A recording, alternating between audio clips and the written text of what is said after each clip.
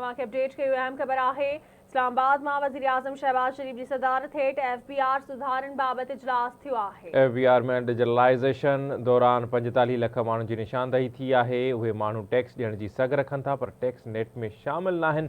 अहिड़नि माण्हुनि में नॉन फाइलर्स खे फौरी तौर ते टैक्स नेट में आंदो वञे। FBR चेयरमैन 24 कलाकनि अंदरि हिदायतुनि ते अमल करे रिपोर्ट पेश करे। वज़ीर आज़म जो हीउ चवणो त कुझु हफ़्तनि में 3 लख खां वधीक नवनि माण्हुनि टैक्स गोशवारा जमा बि कराया आहिनि। ख़बर शेयर कयूं पिया। इस्लामाबाद में वज़ीर आज़म शहबाज शरीफ की सदारत हेठ FBR सुधारन बाबत इजलास थियो आहे। FBR में डिजिटलाइज़ेशन करण दौरान 45 लख माण्हुनि जी निशानदी थी आहे।